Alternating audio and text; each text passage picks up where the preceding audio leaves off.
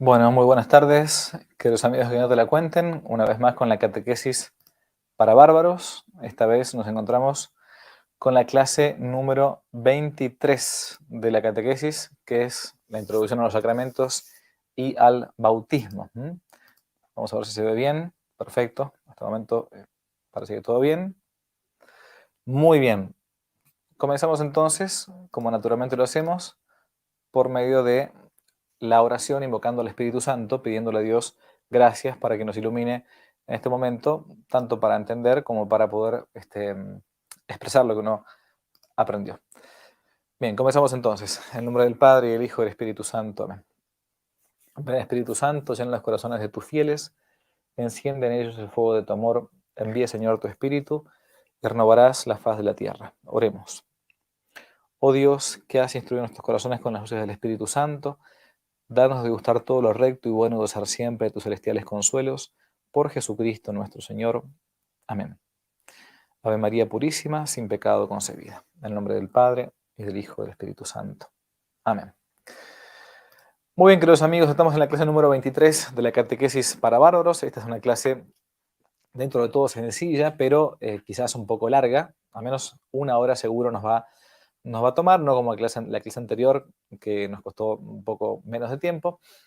Y como venimos viendo, hemos visto después del credo los mandamientos de la ley de Dios, aquello que Dios nuestro Señor le comunicó a Moisés para el pueblo de Israel, los 10 mandamientos del 1 al 10. Después vimos los preceptos de la iglesia, la clase número 22, la clase pasada. Y esta clase toca ahora entonces ver la clase número 23 de la catequesis para bárbaros. En concreto, ahora toca la clase acerca de los sacramentos. En general, una introducción. Vamos a ver enseguida qué son los sacramentos. Y después, en particular, el santo bautismo, el sacramento del bautismo. Bien, vamos entonces, sin demasiados prólogos ni introducciones, a nuestra clase número 23. Nos quedan nada más que 7 clases para terminar con las 30 que nos habíamos comprometido de la catequesis para bárbaros. De este modo, en esta clase hoy voy a usar mucho el manual que estamos terminando ya de hacer, para que ustedes vean que es un trabajo bastante delicado, sobre todo con las imágenes, con los textos, para que ustedes puedan seguirlo. Lo voy a colocar aquí en pantalla, si funciona bien, esperemos que sí. Vamos a ver si funciona. Bien, creo que sí, funciona bien. Entonces comenzamos con nuestra catequesis, con nuestro libro de la catequesis para bárbaros, ¿no? Bien, y hay que empezar con esta imagen muy linda que se encuentra aquí en pantalla, que son los sacramentos en concreto, ¿no? Los sacramentos, decimos en la iglesia, que emanan del costado abierto de nuestro Señor Jesucristo. Ese costado abierto, abierto por ese soldado romano que va a chequear, es conocido en la historia de la iglesia como el soldado llamado Longinos, ¿no? Longinos porque se llama así también el que lleva, el que porta la lanza, que va a atravesar el costado abierto de nuestro Señor Jesucristo, y de ahí, de ese costado abierto, dice el Evangelio, que surgió sangre y agua. Y siempre se ha visto simbolizado en ese surgir de sangre y agua el nacimiento de la propia vida de Cristo para nosotros. Bien. Es por eso que del costado abierto, decimos en la iglesia de Cristo, surgen los sacramentos: el bautismo, la Eucaristía, la confesión, la extremaunción, la confirmación, el orden sagrado y finalmente el matrimonio. Nos ponen en contacto los sacramentos con la misma sangre redentora de nuestro Señor, que nos alcanza el perdón de los pecados y nos da una vida nueva, una vida a la que estábamos todavía cerrados, que es la vida de la gracia. ¿Por qué? Porque quien no tiene todavía a Cristo no puede entrar, vamos a ver enseguida un poquito este tema, pero no puede entrar en el reino de los cielos. Bien, vamos a ver enseguida los sacramentos. Bien, pasamos a la segunda diapositiva. Entonces nos encontramos con lo que son los sacramentos. Un sacramento, para decirlo rápidamente, es un signo. Un signo sensible. ¿Qué significa sensible? Que puedo tocar, que puedo palpar, que puedo escuchar, ¿no? Un signo es algo que representa algo distinto de lo que es, ¿no? El humo no es el fuego, pero es signo de que existe el fuego. Bien. La luz roja es signo de peligro. Cuidado, no atraviese esta calle porque está en rojo, ¿no? El semáforo está en rojo. Nubes oscuras son signo de lluvia, tormenta. Una sirena es signo de emergencia, de accidente, de fuego. Y así una bandera es signo de nuestro propio país, de nuestra patria. El sacramento también es signo, un signo sensible, y es signo de Cristo, ¿no? Por ejemplo, el famoso crismón, esta X que vemos ahí como una P, en realidad es el signo que el emperador Constantino, en la famosa batalla del Puente Milvio, en Roma, allá por el año 312, ya de nuestra era cristiana, él se encontraba peleando por luchar por el imperio. ¿Quién se iba a quedar con el imperio romano? Si el general Constantino, militar, o el general Magencio, su enemigo. Y a las afueras de Roma, todavía se encuentra el lugar, en un famoso puente, Puente Milvio, Constantino, que era todavía pagano, tenía su mamá que era cristiana, Santa Elena, algunos consejeros que eran también cristianos, como por ejemplo Lactancio. Él ve en el cielo ese signo, el famoso crismón, que es la X, que en realidad, la X en español, pero en realidad en lengua griega es la J, ¿no? Y la P mayúscula, que en realidad es la R, en griego la Rho, ¿no? La letra Rho. Las primeras dos letras del alfabeto griego, digo bien, pero que con ambas letras juntas, ¿no? Son las primeras dos letras del nombre de Cristo, Christos, ¿no? Y Constantino ve esta frase, in hoc signo vinces. Algunos discuten si la vio en latino o en griego, es un tema para los historiadores, ¿no? ¿Qué significa in hoc signo vinces? En este signo, con este signo vencerás. Y mandó colocar este crismón, este signo del nombre de Cristo, en los escudos de sus soldados. Y por medio de ese milagro que él tuvo, ganó en la batalla esa del Puente Milvio y terminó siendo el emperador de Roma. De hecho, después se va a bautizar. Al final de su vida va a terminar él mismo bautizando, recibiendo el bautismo, pidiendo el bautismo de regeneración para poder ser hijo de Dios. Bien, un signo entonces. ¿Y qué es un sacramento? ¿Cómo decimos, cómo lo definimos? Es importante el hecho de definir las palabras. Y a su vez es importante, por cierto lo digo, que uno aprenda de memoria ciertos conceptos, ciertas definiciones. Sacramento es signo sensible, un signo externo, instituido por Cristo para producir la gracia. Por lo tanto, los sacramentos no los inventaron los curas, no los inventó un diácono, no los inventó un papa.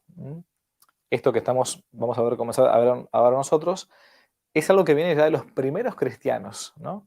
Desde los primeros siglos. Uno lo puede ver, por ejemplo, en la Didache, un texto de los primeros siglos, que ya se encontraban los sacramentos. Uno dirá, bueno, pero ¿cómo, padre?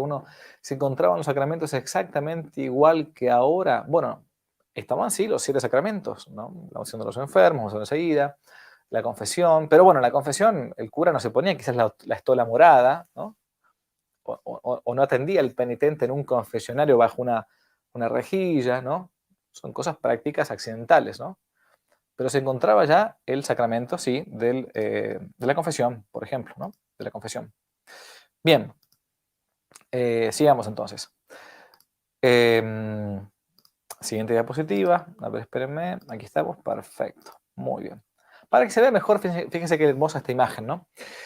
El sacramento es signo de la gracia. Ya hemos visto qué es la gracia, ¿no? La participación de la vida divina en nuestras almas. Dios creó a Adán y Eva, los primeros hombres, y los elevó al grado de ser hijos de Dios.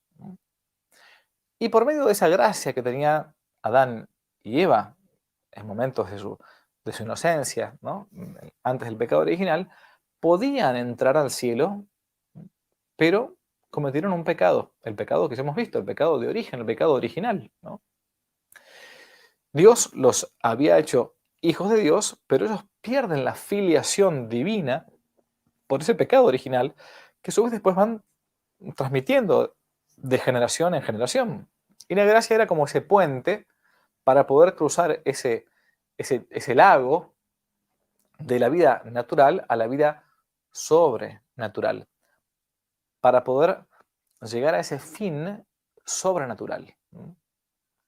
El pecado original hizo que ese puente se rompiera, se destruyera la comunicación con Dios por medio de esa gracia en la que habían sido creados en gracia. Por lo tanto, al caer ese puente, al caer la gracia, se cierran las puertas del cielo. Algo análogo, podemos decir, así como en la Edad Media se encontraban esas puertas en los castillos, ¿no? Que cuando bajaban, ¿no? Esas empaladizas, que cuando bajaban uno podía entrar a la ciudad, podía entrar al castillo. Pero una vez que se levantaba ese puente, esa puerta, ya uno quedaba aislado, no podía ingresar a su pueblo, a su ciudad, a su castillo, a su casa, ¿no? El pecado original hizo que el hombre y la mujer perdieran esa posibilidad de entrar al cielo. Por eso se cierran las puertas del cielo. Sin embargo, por los méritos de Jesucristo en la cruz, se renueva la gracia a partir de los sacramentos que emanan del costado abierto de nuestro Señor. Como si uno dijera, se recupera y se puede pasar de vuelta por el puente de la gracia y llegar entonces al cielo. Bien, los sacramentos entonces. Decimos que los sacramentos son como ese puente, ¿no? ¿Cuántos son los sacramentos? Los sacramentos son 7. El bautismo, la confirmación, la Eucaristía o comunión, lo mismo. La penitencia o confesión, y yo lo digo de los dos modos porque depende del catecismo que tenga, se puede encontrar enunciado de un modo o de otro, nada más. La unción de los enfermos, o también llamada extrema unción, el orden sagrado y el matrimonio. 7 sacramentos, entonces, bautismo, confirmación, Eucaristía, penitencia, confesión, unción de los enfermos, orden sagrado y matrimonio. ¿De dónde reciben los sacramentos ese poder de transmitir la gracia? Reciben los sacramentos ese poder de transmitir la gracia por los méritos de Jesucristo. Es el mismo Señor nuestro Jesucristo el que por los méritos de su pasión, Él conquista, tiene su derecho de conquista, nuestro Señor, conquista para Dios la posibilidad de que nosotros de vuelta nos encontremos en unión con Dios, en gracia de Dios, en amistad con Dios, ¿no? Por eso los 7 sacramentos son producto de los méritos de Cristo, de los méritos de Cristo. Mérito es el derecho a una recompensa, la recompensa a la que Cristo tiene derecho como resultado de su pasión, de su muerte. Es la gracia que Él se ganó para comunicar a nosotros, sus amigos. Ya no os llamo siervos, os llamo amigos, dice el Señor, el buen Jesús. Bien. Y esa es la gracia llamada santificante. Por eso está puesta así como una especie de canal que brota, ¿no? Como una fuente que brota. Esta diapositiva que viene ahora a mí me parece de lo más catequética, totalmente catequética. Me gusta mucho también incluso predicarla. Si alguna vez alguno me escuchó hablar acerca de los sacramentos, o del bautismo, o de la comunión, va a haber escuchado esto que voy a decir ahora, que está, acá está representado, por cierto, en una pequeña imagen, ¿no? Un sacramento es un canal donde se comunica la gracia divina. Y se comunica la gracia divina, la vida en Cristo, de modo análogo, semejante quiere decir esto, a cómo nos sucede en la propia vida corporal. Debido a que la gracia es la vida divina en nuestras almas, podemos entender mejor los sacramentos si los comparamos con las funciones de la vida humana. Por ejemplo, uno nace corporalmente, un bebé nace, todos nacemos de nuestra madre, es así. Y a su vez también existe, además de un nacimiento corporal, un nacimiento espiritual. Vamos a ver enseguida un texto del Evangelio, ¿no? Para eso. Por eso, así como nacemos para la vida corporal, también es necesario que exista un nacimiento para la vida en Cristo, para la vida eterna, para la vida de la gracia. Y ese es el bautismo. Pero a su vez uno va después creciendo y necesitamos que nuestras piernas se fortalezcan porque si no, no podemos caminar, y que nuestros brazos se hagan más fuertes porque si no, no podemos levantar las cosas. Bueno, entonces surge el sacramento de la confirmación, que nos hace más fuertes en Cristo, nos hace más fuertes espiritualmente hablando. A su vez, en la vida corporal, para poder crecer, ¿no? Me hace falta que me alimente. ¿Mm? Si yo no como, ¿no? Me muero, ¿no? Dice el dicho italiano, primo mangiare, dopo filosofare, ¿no? Primero comer y después filosofar, ¿no? Lo mismo sucede en la vida del alma.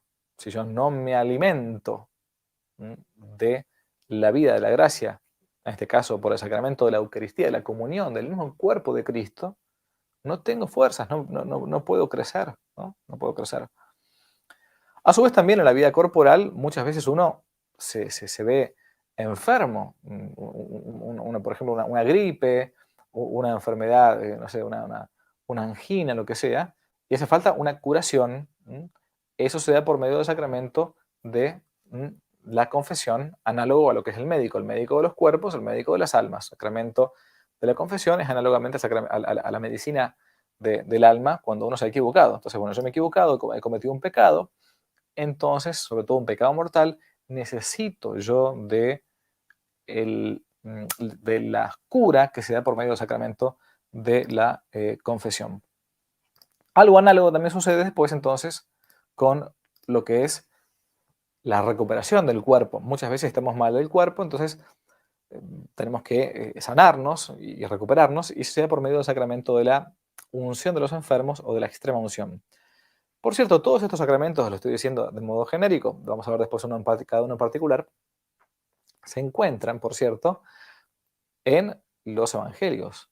No es que es un invento, reitero. Uno se va a la carta a Santiago, por ejemplo, y la carta a Santiago dice, si alguno de ustedes está enfermo, llame al presbítero de vuestra comunidad, que imponga las manos sobre él y la fe del enfermo, entonces salvará al enfermo. Claro, vamos a ver después si es conveniente para la vida del alma. También en la vida corporal hace falta que alguien nos guíe, nuestros papás, un director técnico en un equipo de fútbol, un jefe en un trabajo, hace falta que nos guíen. Bueno, también sucede esto en la vida del alma. Necesitamos a alguien que nos pastoree, que nos guíe. Y a su vez también que confeccione los sacramentos. El orden sagrado es justamente para eso, ¿no? Tenemos esa carga, como se dice el día de nuestra ordenación, ese munus docendi, la carga de enseñar, ese munus regendi, la carga de guiar, de regir en la vida espiritual, y a su vez también el munus llamado santificandi, la carga de santificar, de confeccionar los sacramentos, ¿no? De bautizar, de confesar, de administrar la unción de los enfermos. Bien. Por último, así como se pueden engendrar hijos para la tierra, no hay que olvidarse de que también es importante engendrar hijos para el cielo. Por eso se encuentra el sacramento del matrimonio, que de esa unión natural entre varón y mujer, Dios, nuestro Señor, aquí en la tierra, lo eleva a la categoría de sacramento, que es algo sagrado, santifica a los esposos, les da una gracia especial para que puedan entonces seguir adelante y santificarse. Bien. Es por eso que la pregunta siguiente dice si tiene además cada uno de los sacramentos una gracia particular. Claro, cada sacramento tiene una gracia particular llamada así, gracia sacramental, ¿no? Gracia que me viene por medio del sacramento, que me ayuda, por cierto, a llevar a cabo el propósito particular del sacramento. Esto es importante, por ejemplo, esto lo digo siempre, voy a sacar un segundo la imagen, ¿no? Cuando uno, que puede ser, ¿no? Un varón y una mujer se unen eh, este, pero no en matrimonio, se unen físicamente, van a vivir juntos, como muchas veces hoy se estila eso, ¿no? Bueno, primero probemos a ver si esto no funciona, después nos separamos. Bueno, eso es falta de madurez, falta de madurez. ¿Por qué? Porque si no están maduros, y entonces van probando, terminan al final de cuentas no comprometiéndose. Es un signo claro hoy por hoy de muchos la falta de madurez en la falta de ese compromiso para siempre, ¿no? En noviazgo, ya vamos a ver el tema del matrimonio, cuando sea el momento del sacramento, es un tiempo de conocimiento limitado, que uno va a ver si este o esta puede ser el padre o madre de mis hijos, si este o esta me va a ayudar a mí a llegar al cielo, si este o esta es capaz de engendrar hijos para el cielo. Pero puede ser entonces que varón y mujer, digo, se junten. Pero si son católicos, por empezar están yendo contra un mandamiento. ¿Mm? El sexto mandamiento, no fornicar o no cometer actos impuros. Si varón y mujer hacen uso de esa unión desde el punto de vista sexual, ¿no? Sin tener la bendición de Dios por el sacramento del matrimonio, están cometiendo un pecado mortal contra el sexto mandamiento, al menos. Pero si eso lo hacen dentro del matrimonio, el mismo matrimonio sacramental está bendiciendo esa unión y por lo tanto me está dando la gracia sacramental correspondiente al sacramento del matrimonio. Que me estoy privando yo si estoy viviendo en concubinato y puedo casarme por iglesia, porque capaz que uno no puede casarse por iglesia porque uno de los dos lamentablemente ya estaba casado previamente por iglesia con otro, con otra. Entonces no podré vivir con esa persona, o si vivo con esa persona porque no me queda otra, porque tengo hijos, por ejemplo, lo que sea, para poder vivir en gracia de Dios, deberé vivir en castidad como si fuésemos hermanos. Y se podrá intentar, por ejemplo, la nulidad matrimonial, si hay causales, ¿no? Bien, no me detengo en ese tema, ya hemos hablado en alguna entrevista en mi canal de YouTube, en este canal, acerca de lo que es la nulidad matrimonial y lo que no es la nulidad matrimonial. Por cierto, que no es como algunos piensan, una especie de divorcio católico, entre comillas, ¿no? Bien, muy bien. Entonces, sigamos como estábamos con el tema. Tiene además cada sacramento una gracia particular, que se llama gracia sacramental, que me ayuda a mí a llevar a cabo el propósito particular de cada sacramento. La gracia sacramental del bautismo me ayuda a vivir, por ejemplo, como hijo de Dios, me hace creer fácilmente en Dios, y a su vez a obrar en consecuencia. Y a su vez también me disminuye a mí esa inclinación natural al mal que tenemos después del pecado original. El bautismo. Ejemplo, la gracia sacramental del sacramento de la confirmación, que ya veremos más adelante, hace que yo me vea más fuerte, sobre todo el momento de confesar, de profesar mi fe en tiempos de persecución. O ante gente que no es cristiana, o ante gente que es apóstata, o gente que es anticatólica. La gracia sacramental del sacramento de la comunión o Eucaristía nutre nuestro amor a Dios y al prójimo y nos ayuda a superar nuestro amor propio y nuestro propio egoísmo.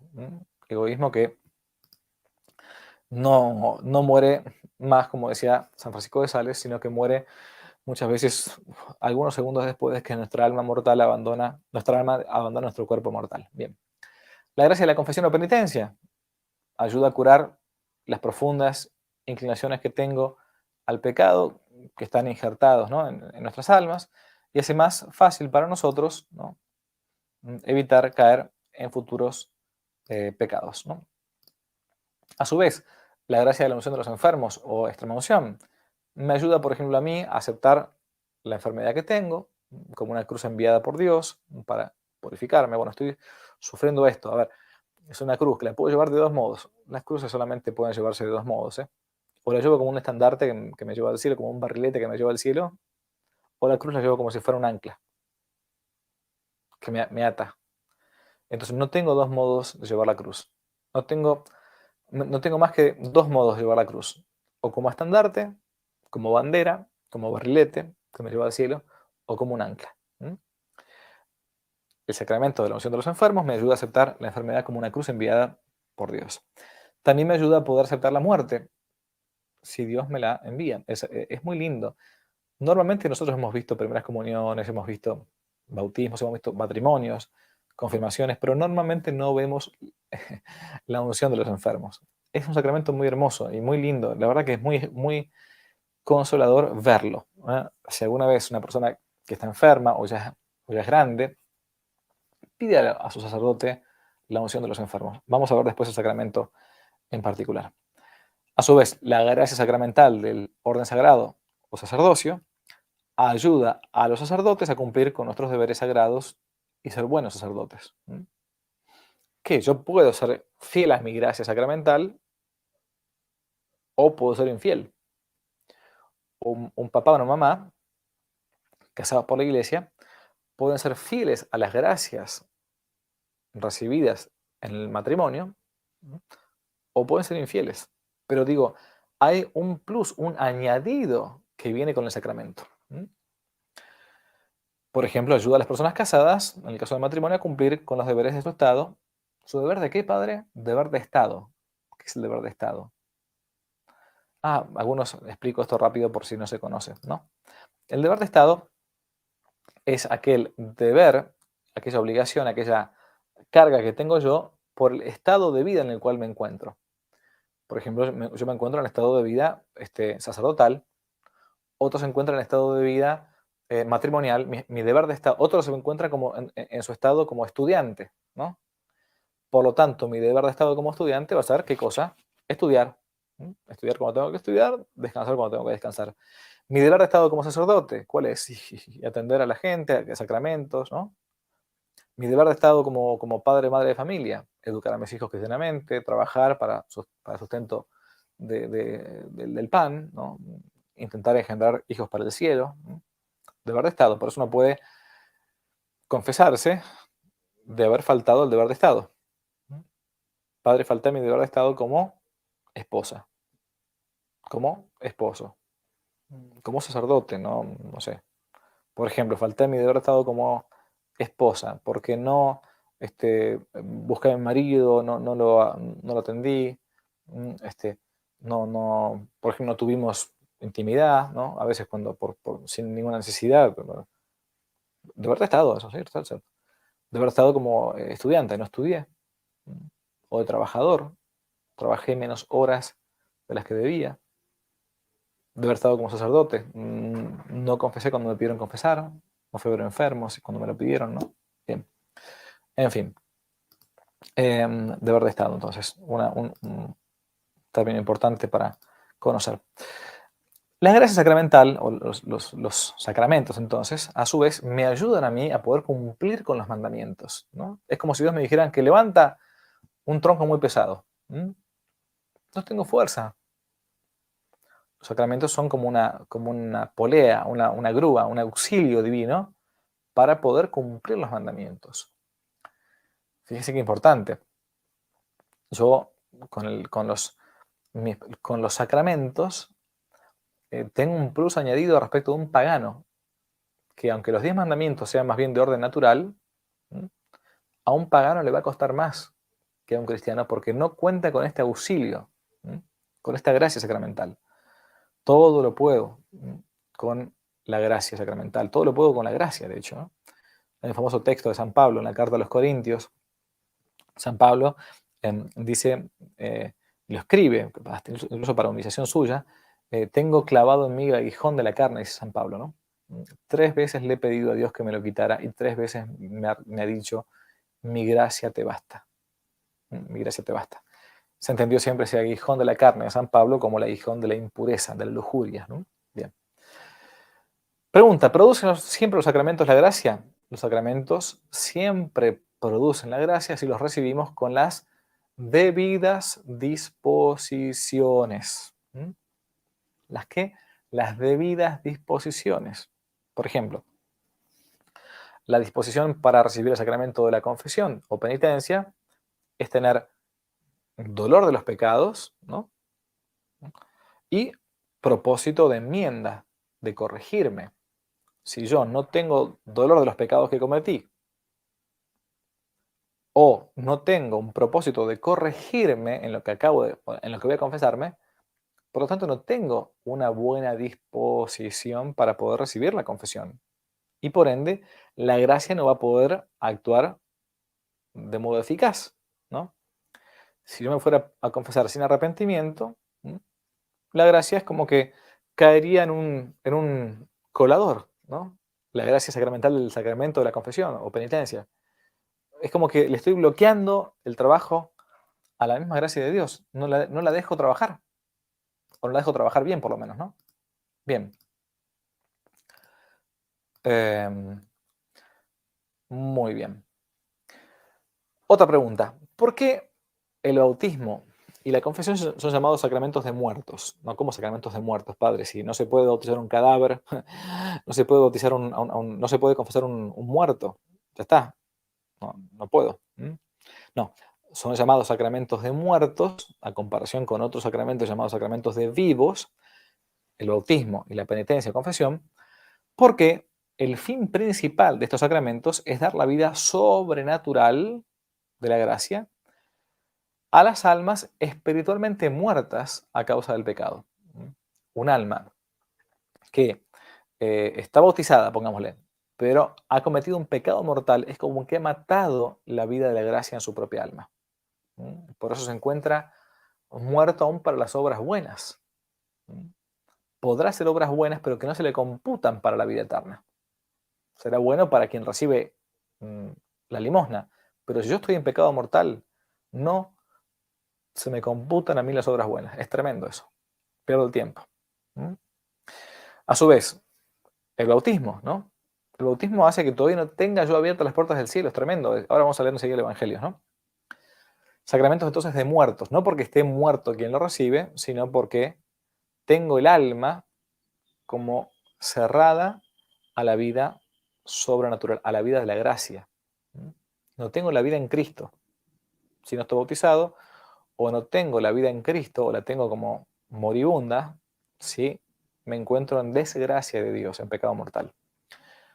Mientras que la confirmación, la Eucaristía y la unción de los enfermos, con el sagrado de matrimonio, son llamados, en verdad, sacramentos de vivos, ¿no? ¿Por qué? Porque el fin propio de estos sacramentos es aumentar aún más la gracia a las almas que ya están espiritualmente vivas, que ya están en gracia de Dios, ¿no? De ahí que entonces yo, para poder recibir los sacramentos de vivos, es necesario que me encuentre a su vez en gracia de Dios para poder recibir esa gracia sacramental. Ejemplo, si yo me encuentro en desgracia de Dios, por ejemplo en pecado mortal, y voy a recibir la Sagrada Comunión, no solamente cometo un nuevo pecado, más grave todavía, que se llama sacrilegio, que es jugar con las cosas sagradas, sino que no recibo la gracia santificante del sacramento de la comunión. Es como estoy tragando un propio veneno. San Pablo mismo lo voy a decir. Quien come o bebe el cuerpo, la sangre de Cristo indignamente, está comiendo o bebiendo su propia condenación. Si yo estoy en pecado mortal, no puedo acceder a la comunión. Deberé confesarme primero. Deberé confesarme. Esta es la razón por la cual una persona que se encuentra viviendo en concubinato o en adulterio, o sea, con un varón o con una mujer que no sea su legítimo esposo o legítima esposa frente a Dios por el sacramento del matrimonio, no puede acercarse al sacramento de la comunión, salvo que viva como si fuesen hermanos, sin tener relaciones como marido y como mujer. ¿Qué pecado se comete cuando se recibe un sacramento de vivos en pecado mortal? Entonces el pecado que se comete es el pecado de sacrilegio, como dijimos recién. ¿Cuáles son los sacramentos que se reciben solamente una vez?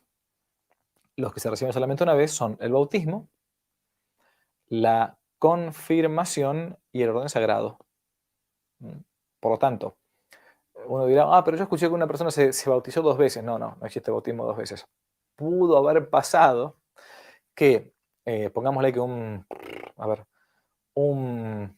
protestante se haya bautizado en su secta protestante y el bautismo haya sido, yo te bautizo en el nombre de los muertos, ¿no? O yo te bautizo por la Santísima Trinidad. Bien, la fórmula, enseguida vamos a ver, la fórmula de bautismo es la que dejó nuestro Señor Jesucristo, de San Marcos capítulo 16, San Mateo capítulo 28, yo te bautizo en el nombre del Padre y del Hijo y del Espíritu Santo. Esa es la fórmula propiamente, derramando agua sobre la cabeza del bautizando, ¿no? Bien, el bautismo, la confirmación y el orden sagrado se reciben solamente una vez, solamente. Y se reciben una vez porque imprimen en el alma una marca espiritual, un sello, digamos, ¿no? Que se llama en teología un carácter, ¿no? Que permanece para siempre. Por eso el bautizado está bautizado para siempre. ¿Mm? El carácter es una marca en el alma como un sello en una cera blanda. Da parte en los poderes sacerdotales de Cristo. Bautizado una vez para siempre. Aunque después apostate, aunque después venga un loco y diga, no, yo me quiero borrar del... Padre, bórrame. Hace poquito un par de movimientos de este tipo, medio locos. El momento de apostasía, quiero desbautizarme. Lo lamento, no existe. No existe el desbautismo. Usted puede ser un apóstata. Dios quiera que se convierta. Pero no existe el desbautizarse, porque te deja un carácter, una marca, un sello indeleble en el alma. Lo mismo, si un sacerdote lamentablemente abandona el ministerio sacerdotal, lo abandona, se va con una mujer, con un hombre, con un perro, no importa, deja, lamentablemente.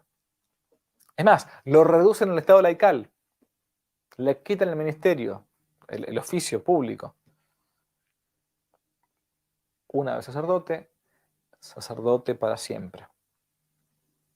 Yo voy a ser sacerdote y bautizado en el infierno o en el cielo o en el purgatorio. Marca indeleble, un carácter, un sello indeleble, ¿no? Bien, importante eso, ¿eh? No hay desbautismo, no hay desordenación, no existe eso, ¿no? El carácter de la confirmación da el poder luchar espiritualmente con Cristo y por Cristo contra los enemigos de la fe. El orden sagrado, una plena participación en el sacerdocio de Cristo, el poder celebrar misa, de administrar sacramentos, ¿no? Etcétera. Bien. Hasta acá entonces una pequeña introducción de lo que es el sacramento de los sacramentos en general, quiero decir, ¿no? Vamos a ir ahora a ver, si Dios lo permite, el sacramento específico, el más importante de todos, por cierto, sin este no se puede entrar al cielo, que es el sacramento del bautismo, sacramento de bautismo. A ver si pasamos la diapositiva acá. Perfecto, bautismo. Bien, sacramento de bautismo, me tengo que ir sí o sí a la Biblia, nos encontramos en texto, uso siempre la Biblia de Straubinger, por los comentarios que siempre digo que son, a mi juicio, los mejores que hay en lengua española. En San Juan, capítulo 3, versículo 3 al 5 más o menos, leemos lo siguiente. Dice así: había un hombre de los fariseos llamado Nicodemo, principal entre los judíos. Espérenme, que sacamos esto un segundito. Principal de los judíos. Vino de noche a encontrarse con Cristo y le dijo: Rabí, maestro, sabemos que has venido de parte de Dios como maestro, porque nadie puede hacer los milagros que tú haces si Dios no está con él. Jesús le respondió: en verdad te digo, si uno no nace de lo alto, no puede ver el reino de Dios. Nicodemo le dijo: ¿cómo puede nacer un hombre siendo viejo? ¿Puede acaso entrar en el seno de su madre y nacer de nuevo? Jesús le respondió: en verdad te digo, si uno no nace del agua y del espíritu, no puede entrar en el reino de los cielos. Esto es palabra de Dios, ¿eh? Bien, o sea que no es un invento de los curas el bautismo. Ya Jesús, nuestro Señor, está diciendo, si uno no nace del agua y del espíritu, no puede entrar en el reino de los cielos. ¿Cómo se dio este nacer de nuevo? Decimos en Cristo. Bueno, obviamente, en su primer nacimiento, nuestro Señor nació sin intervención humana alguna, sin intervención de varón, de la Santísima Virgen María, la Madre de Dios, ¿no? El primer nacimiento de Cristo fue en la carne. Pero después Jesús murió por nuestros pecados y fue sepultado. Se habla de un segundo nacimiento, ¿no?, de Cristo desde la tumba a partir de su propia resurrección. Y todo esto también se encuentra simbolizado en el bautismo. Fíjense, en su primer nacimiento, un bebé, nosotros, cuando éramos chicos, nacemos con pecado, con el pecado original. Un bebé, recordemos, no posee ningún pecado actual que él haya realizado, que haya cometido. El pecado que tiene es de herencia, recibido, ¿no? al sumergirse en el agua bautismal, ¿no? El niño muere al pecado y es sepultado con Cristo. Y al salir del agua, este gesto simboliza este nuevo nacimiento, como cuando Cristo resucitó a una vida nueva. San Pablo mismo dice, lo encontramos en la carta a los Romanos, capítulo 6, versículo 3 al 4, ¿no? ¿Ignoráis acaso que cuantos fuimos bautizados en Cristo Jesús, en su muerte fuimos bautizados? Por eso fuimos mediante el bautismo sepultados junto con él en la muerte, a fin de que como Cristo fue resucitado de entre los muertos por la gloria de su Padre, así también nosotros caminemos en una vida nueva. ¿Mm? Todo esto también obviamente se simboliza cuando se derraman las aguas bautismales sobre la persona bautizada, ¿no? El bautismo es llamado así también de regeneración, se le llama así ese bautismo, ¿no? ¿Por qué? Porque nos regenera, nos hace nacer de vuelta. Estábamos muertos a la vida de la gracia por medio del pecado original y por medio del bautismo se nos da la regeneración. Somos a partir de ahora hijos de Dios y por lo tanto, si somos hijos de Dios, herederos del cielo. Es muy importante. Nuestro papá es Dios. Nuestro papá es Dios. Y por lo tanto, si mi papá es Dios, la herencia que yo tengo es infinita. Es el poder y la riqueza de Dios. Es así. Bien, vamos a ver ahora un texto importantísimo que se encuentra en el Evangelio de San Marcos, capítulo 16, por ejemplo, también en Mateo 28. Dice así, capítulo 16, versículo 14, por ahí. Por último, dice el Evangelio de San Marcos, capítulo 16, versículo 14, por último se les apareció a los 11. ¿A los 11 por qué? Bueno, porque Judas, el traidor, ya se había ahorcado, ¿se acuerdan? Y les echó en cara su falta de fe y dureza de corazón, porque no habían creído a los que lo habían visto a él resucitado entre los muertos. Y les dijo, atentos, id por todo el mundo, predicad el Evangelio a toda la creación. Quien creyere y fuere bautizado se salvará, mas quien no creyere será condenado. Bien, entonces nos encontramos a ver con el texto, si lo tenía por aquí, ¿no? Acá está el siguiente. Bien. En Mateo 28, cuando uno va a Mateo 28, dice el texto que está en pantalla. Haced discípulos de todas las naciones, bautizándolas, acá está la fórmula específica, en el nombre del Padre, y del Hijo, y del Espíritu Santo, enseñándoles a observar cuántos he mandado. Mateo 28, 19. El famoso sermón misionero de Jesús, ¿no? Id por todas las naciones, omnes gentes, se dice en latín, ¿no? Y les da la fórmula que viene ya desde los primeros cristianos. Bautizar en el nombre del Padre y del Hijo y del Espíritu Santo echando un poco de agua. ¿Qué es el bautismo entonces? Es el sacramento por el cual nos convertimos en hijos de Dios y herederos del cielo. Algo ya dijimos del tema este cuando hablamos del pecado original, ¿se acuerdan, no? Toda criatura, por ser criatura, obviamente es criatura de Dios, pero no toda criatura, o no todo hombre, por ser criatura de Dios, es hija de Dios. Nos hacemos hijos de Dios por medio del bautismo. Uno podrá decir, bueno, pero somos hijos de Dios porque somos criaturas. Bueno, de modo análogo, sí, pero específicamente soy hijo de Dios y por lo tanto hermano de Cristo por medio del santo bautismo. Jesús dijo, id y enseñad a toda la gente, bautizándolas en el nombre del Padre y del Hijo y del Espíritu Santo. En el momento del bautismo se comunican las virtudes teologales, ¿no? Directamente, los dones del Espíritu Santo. Y se expulsa, se quita, se borra el pecado original. El bautismo borra el pecado original, nos va a quedar obvio la inclinación al pecado, como la cicatriz, decimos en teología, el fomes peccati, ¿no? La cicatriz, la marca del pecado, que es esa inclinación al mal que nos queda, pero el sacramento de bautismo, como dijimos antes, nos hace fuertes para que no sucumbamos tan fácilmente ante el mal. ¿Qué pecado nos quita el bautismo? Importante. El bautismo nos quita el pecado original. Y si la persona que se bautiza es culpable de algún pecado actual, cada uno que haya cometido, también lo borra si está verdaderamente arrepentido.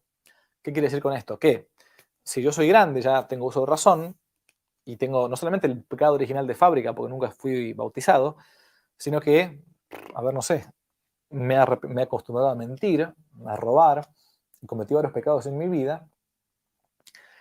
Si me bautizo y también estoy arrepentido de esos pecados que cometí, también se nos borran esos pecados, ¿no?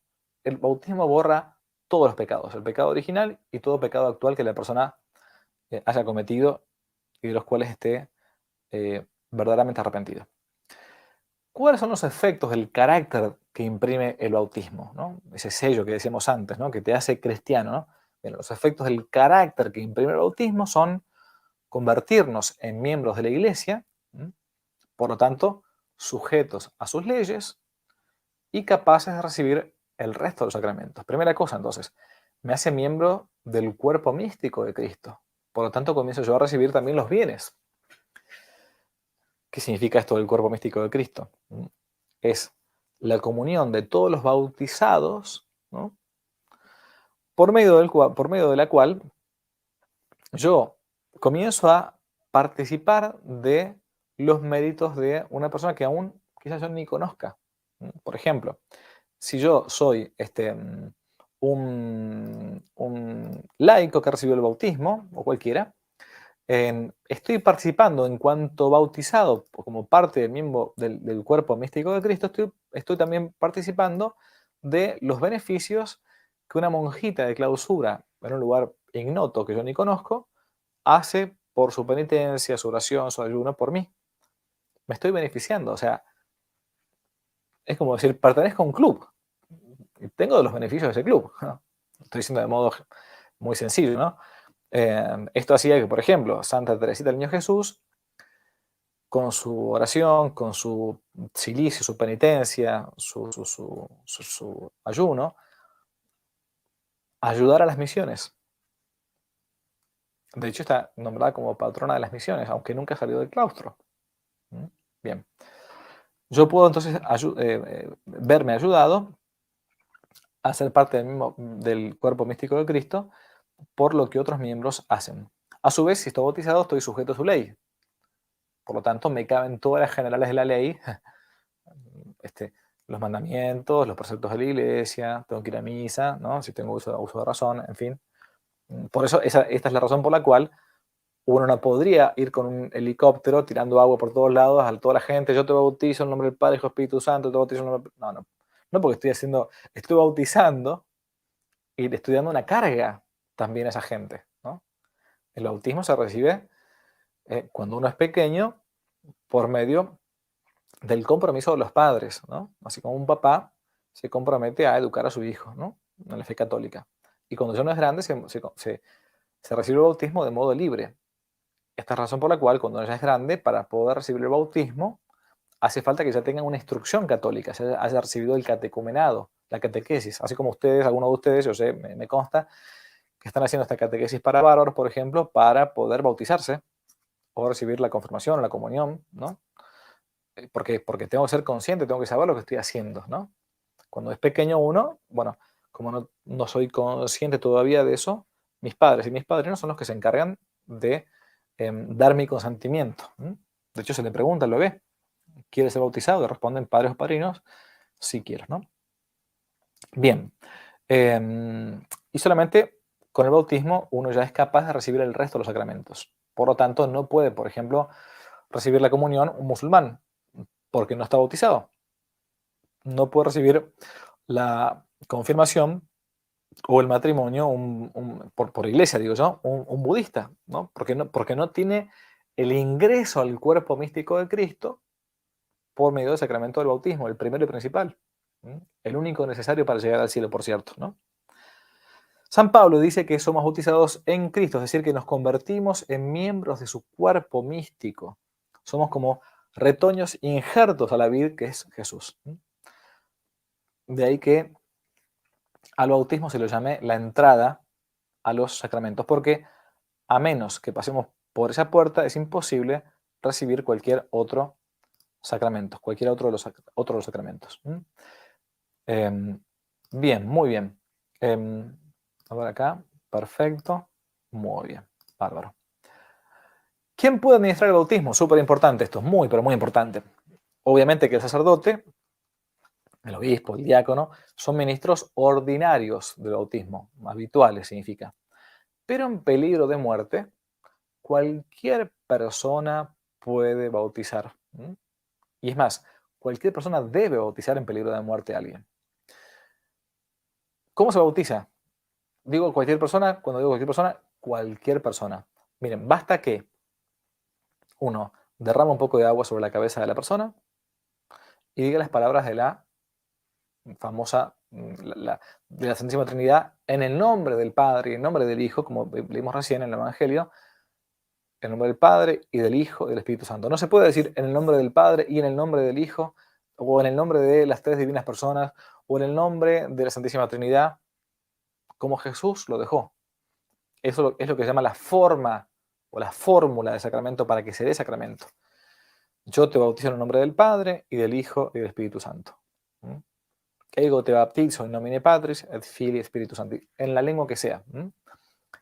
Con la intención de hacer lo que la Iglesia hace cuando bautiza. Borra el pecado original, a menos de modo genérico, ¿no? Nace hijo de Dios y por lo tanto heredero del cielo. ¿Quién puede bautizar? Cualquier persona, dijimos. Cualquiera, grande o chico, mujer o varón, no importa. Pecador o santo, no importa. Es más, miren lo que les digo. También incluso puede bautizar a alguien que no esté bautizado. Siempre y cuando diga la fórmula con agua y haga con ese gesto o quiera hacer con ese gesto lo que la Iglesia hace cuando bautiza. Punto. Bien. En peligro de muerte cualquier persona puede y debe bautizar. Esto sucede, por ejemplo, en los hospitales. Las enfermeras, las parteras, cuando ve que un bebito está muy, muy, muy mal, entonces bautizan a sus pequeños pacientitos, ¿no? Bien. ¿Por qué el bautismo es necesario para salvarse? Porque Cristo mismo lo dijo. Lo acabamos de ver recién con el texto de Nicodemo, ¿no? A menos que un hombre nazca de nuevo del agua y del Espíritu, no puede entrar en el reino de los cielos. Por lo tanto, no es un invento de los curas, ¿no? Es un invento en todo caso de Dios.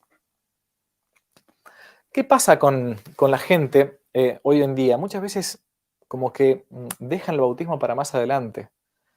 No, bueno, es más, hay una especie de moda de decir, bueno, no, lo bautizamos cuando cumple un añito, entonces de ese modo hacemos ya las dos fiestitas, la fiestita del añito y la fiestita también del bautismo.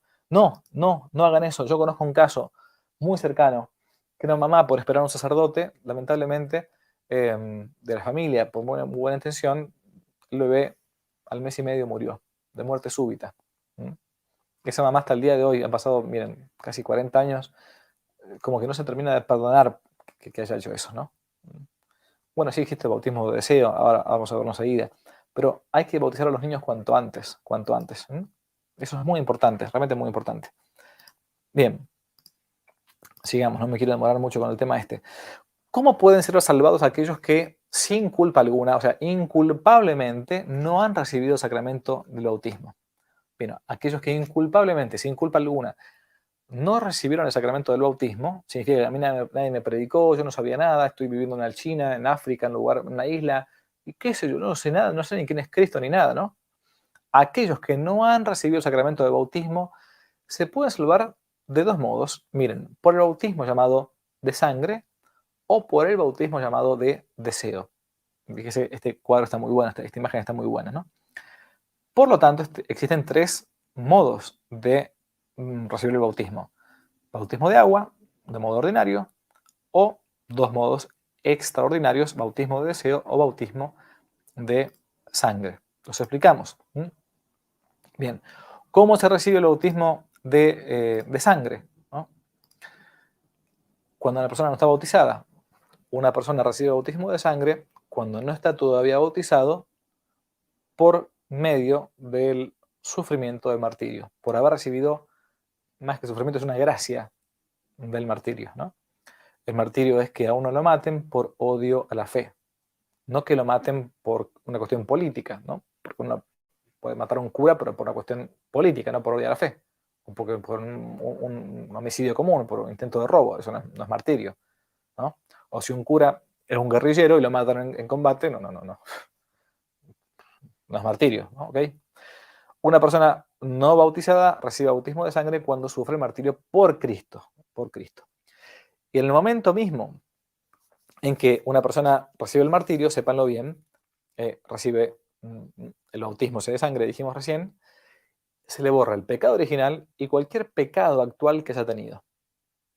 Y si una persona, agrego, está bautizada y sufre el martirio, o sea, la muerte por odio a la fe, por odio a Cristo, y no estaba en gracia de Dios, estaba en pecado mortal, el mismo martirio, su misma sangre, lo purifica de sus pecados y se va directamente al cielo sin pasar por el purgatorio.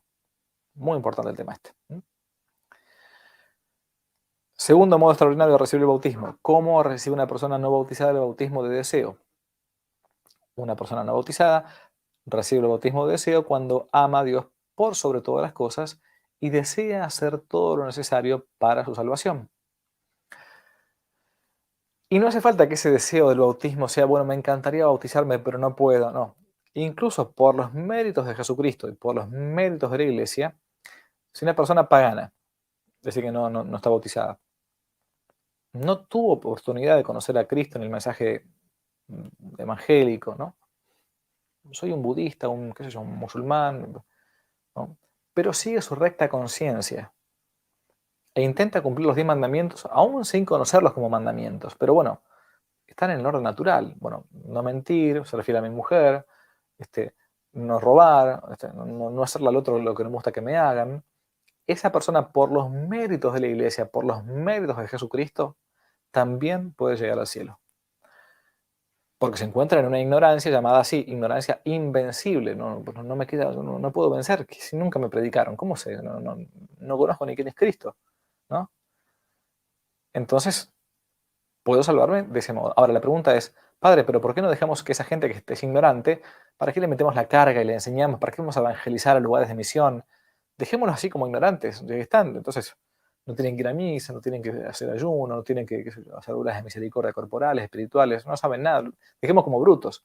Son como si fueran algunos herejes, los han llamado así, como si fueran cristianos anónimos, sin saberlo. La respuesta es muy fácil. Si a nosotros, que tenemos el bautismo, que tenemos los sacramentos, que tenemos posibilidad de confesarnos, de comulgar, etc., nos cuesta ser buenos, ¿cuánto más un pagano? Esta es la necesidad, por eso Jesús manda a bautizar y a evangelizar. Bien. Bien. ¿Cuándo deben ser bautizados los niños? Los niños deben ser bautizados lo antes posible después del nacimiento. Lo antes posible. No hay que dejar pasar tiempo. ¿Por qué? Porque uno nunca sabe cuándo un bebé se puede morir. Lamentablemente es así, directamente.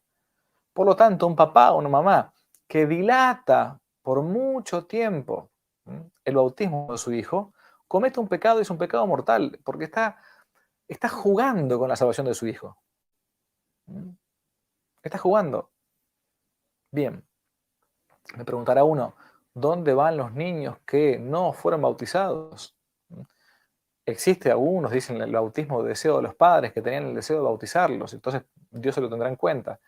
Otros dirán, no, los niños se van al limbo de los niños, que no es el cielo.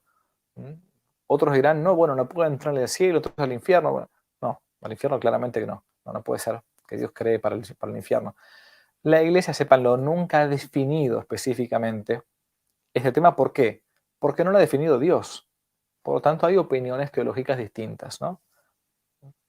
Yo entiendo que hay un bautismo de deseo de los papás y deseaban bautizar a ese niño, pero no llegaron a tiempo. Bueno, ese niño, por el deseo de los padres, puede estar en el cielo. Otros dirán, no, es el limbo de los niños. Otros dirán, ¿y qué pasa con los niños que fueron abortados?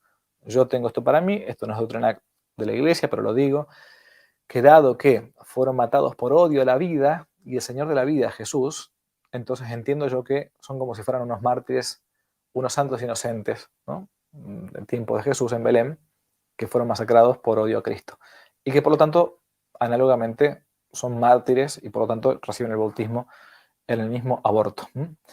Pero eso no es doctrina de la Iglesia, es una opinión teológica mía. Lo pueden ver incluso en algún video que está dando vuelta en YouTube. Bien, entonces, ¿qué promesa hacemos cuando en el bautismo lo hacemos por medio de nuestros padrinos? Por medio de nuestros padrinos prometemos en el bautismo renunciar al demonio y vivir de acuerdo con las enseñanzas de Cristo. Acá quiero decir alguna cosita pequeña, muy, muy breve. Los padrinos, es un tema que a veces nos toca a los sacerdotes poner la cara con algunas personas que no entienden bien. En fin, los padrinos son aquellos que van a garantizar, si los papás no lo hacen, la educación cristiana de ese niño. Por lo tanto, en la iglesia se nos pide que los padrinos, aunque no sean santos, vivan de acuerdo a la fe católica, que estén bautizados, que han tomado la comunión, la confirmación, y que ya están viviendo juntos, que estén casados por la iglesia. ¿Por qué? Porque tienen que intentar ser luz para su ahijado. Por lo tanto, si yo no tengo una vida coherente, no puedo ser padrino o madrina. Yo sé que en algunas parroquias esto lo dejan, pero esto está en contra de lo que dice el derecho canónico.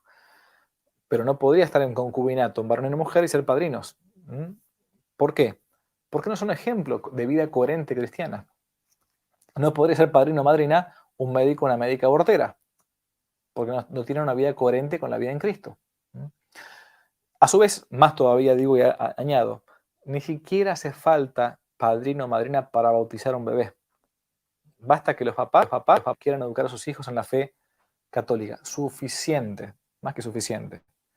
Lo digo porque muchas veces, se piensa más en la fiestita, en el padrino o la madrina, en el compromiso que tengo con este, con esta, y no estoy pensando en el niño. Bautícenlo rápido los niños. Denle nombres católicos. Ahora voy a decir 2 palabras nada más y termino.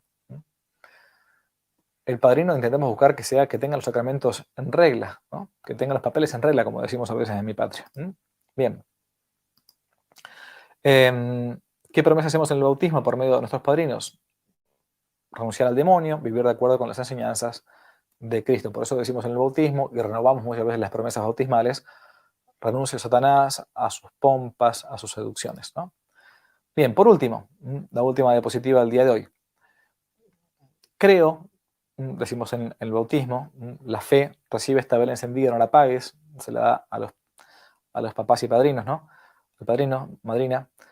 Renunciamos a Satanás para tener una vida santa, por eso en el bautismo se coloca un pequeño paño blanco a los bebés, o una vestidura blanca a veces, ¿no? Con esta frase, recibe esta vestidura blanca, la llevarás inmaculada ante el tribunal de Dios. Y esto nos permite, de este modo, comenzar a volar hacia el cielo por medio de la virtud teologal de la fe y por las obras, por nuestras obras, ¿no? Bien, no basta solamente el bautismo, obviamente, hace falta las obras, como el apóstol Santiago va a decir, ¿no? Muéstrame tu fe sin las obras, que yo por mis obras te mostraré mi fe. Un pasaje evangélico que a veces los protestantes olvidan, ¿no?